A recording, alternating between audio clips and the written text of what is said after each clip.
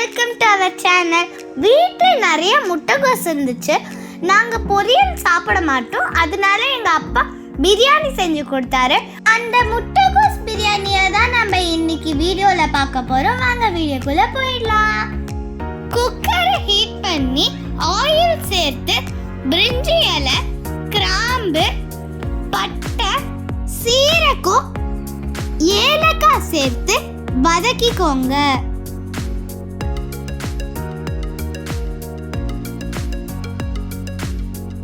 இப்ப வெங்காயத்தை நீல வாக்குல கட் பண்ணிட்டு சேர்த்து லைட் பிரவுன் ஆகுற வரைக்கும் வதக்கிக்கோங்க.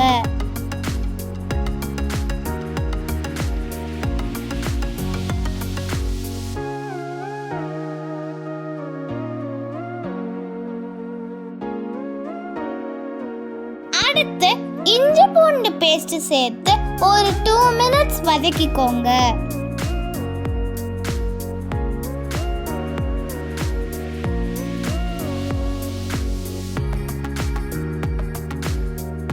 இப்ப காரத்துக்கு தேவையான அளவு பச்சை மிளகாய் சேர்த்து வதக்கிக்கோங்க. இப்ப வெங்காயம் வதங்கி லைட் ப்ரௌன் ஆயிடுச்சு. அடுத்து தக்காளி சேர்த்துக்கலாம். நறுக்கிய தக்காளி சேர்த்து தக்காளி சாஃப்ட் ஆகுற வரைக்கும் வதக்கிக்கோங்க.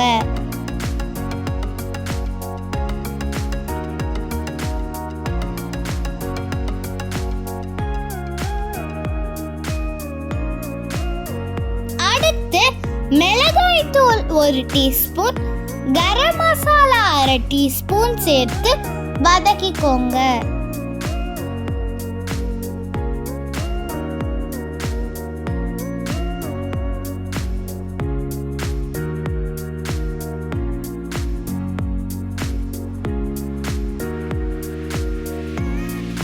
தக்காளி சாஃப்ட் ஆயிடுச்சு, மசாலாவோட பச்சை வாடை போயிடுச்சு. அடுத்து முட்டைகோஸ் சேர்த்துக்கலாம். நாங்க 300 கிராம் முட்டைகோஸ் எடுத்திருக்கோம்.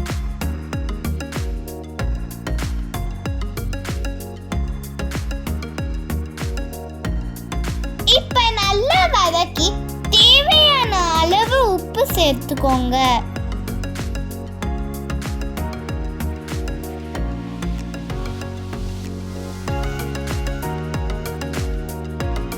இத 2 நிமிஷம் மூடி போட்டு வைங்க.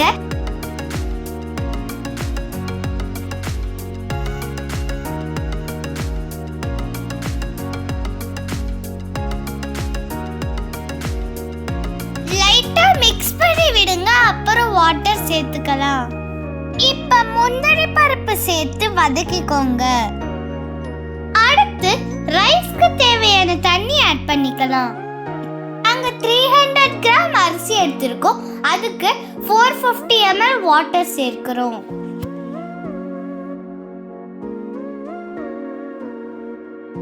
லைட்டா கொதி வந்துருச்சு. கொத்தமல்லி தழையோ ரைஸோ சேர்த்துக்கலாம். நாங்க ரைஸை கழுவி 15 minutes ஊற வச்சு சேர்க்கிறோம்.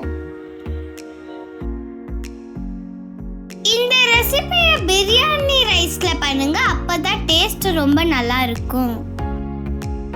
மிக்ஸ் பண்ணி 2 டீஸ்பூன் நெய் சேர்த்துக்கலாம்.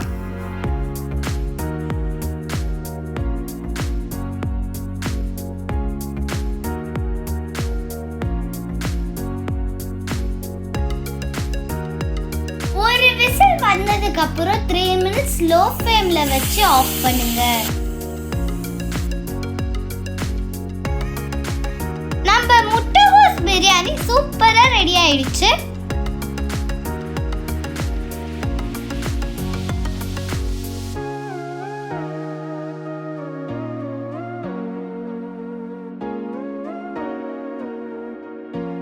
உப்பு கம்மியா இருந்தா நெய்ல உப்பு சேர்த்து மிக்ஸ் பண்ணி விடுங்க.